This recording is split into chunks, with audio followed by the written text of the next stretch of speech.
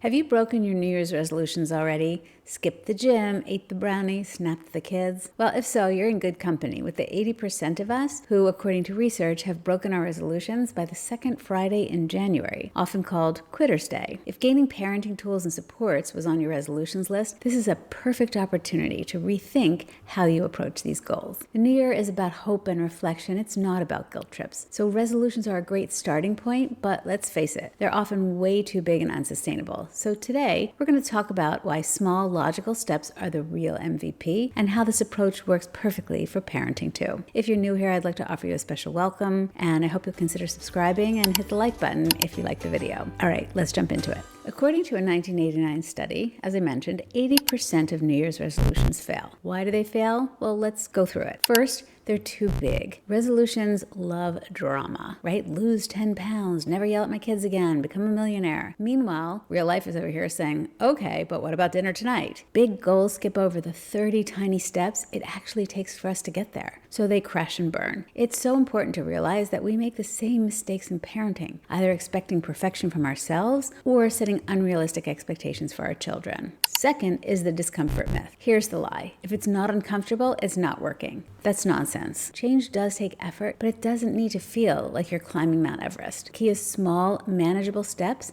that stretch you just enough to feel like progress without a meltdown. That's also key to effective parenting. Third, should versus want. Be honest, how many resolutions come from guilt? I should eat better. I should work out. But where's the motivation in it? It's like giving yourself homework you hate. Instead, you want to figure out what's in it for you. So this sounds obvious in parenting, right? We want to be the best we can for our children. We want to be great parents. But you can dig deeper on this one. How do you want to feel every day as a parent?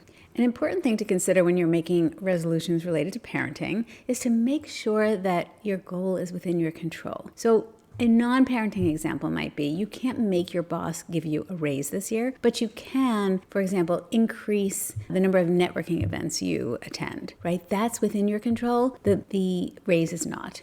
So parenting resolutions are similar. They sometimes fail because they're focused on making your kid change. Oh, if only we could, right? But you can't control other people, obviously, but you can control how you show up. The real magic, when you change your approach, your child's behavior often follows. So here's an example of how to turn a fail into a success. Instead of, I'll make my child clean their room every day, try, I'll spend 5 minutes each evening guiding my child to clean up. See the difference? One's a tug of war, the other is teamwork.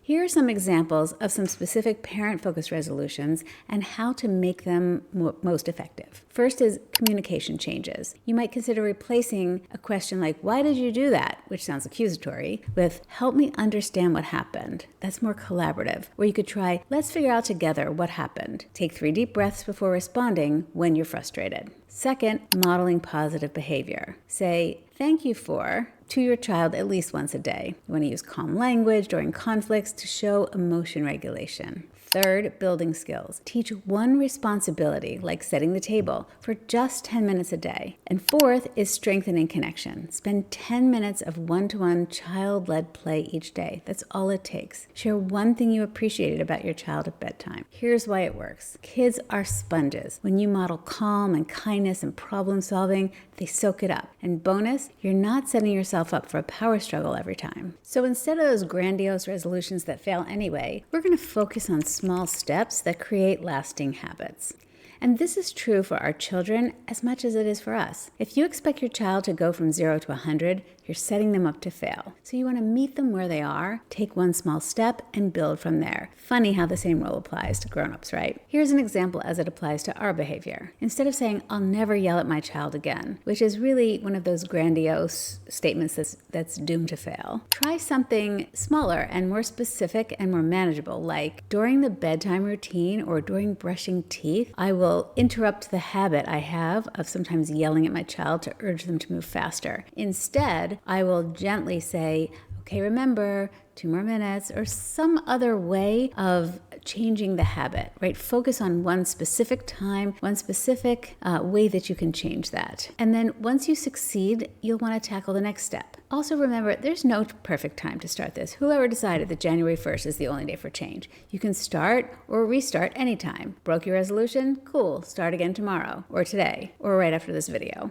And you want to focus on momentum over motivation. Let's face it, motivation is like a sugar rush. It fades fast. Momentum, that's the slow burn that keeps us going. Start small, succeed, and suddenly you believe you can do more. And that's how building habits sticks. Also, don't forget to try to get some support. It's tough to create change, especially when you're doing it alone. You'll likely do better when you have some support. Support can take many forms. It could be an online community of people who are also working on similar goals, or who might help you discover new ideas or feel less alone in your struggle, or you might just join forces with a friend so you can both work on holding each other accountable. So just to do a quick recap, resolutions fail because they're too big, too vague, and too focused on outcomes. But small, specific steps tied to your why, that's where success lives. And just like we guide our kids step by step, we can guide ourselves in the same way. You don't need to be perfect. You won't be perfect. You just need to keep moving forward. Progress beats perfection every time. So what's one small step that you can take this week? I'd love if you would share it in the comments. I'd love to hear it, and I know you'll inspire other parents when you make some suggestions as well. If this video was helpful, I hope you'll hit like and subscribe, and let's keep growing together, one step at a time.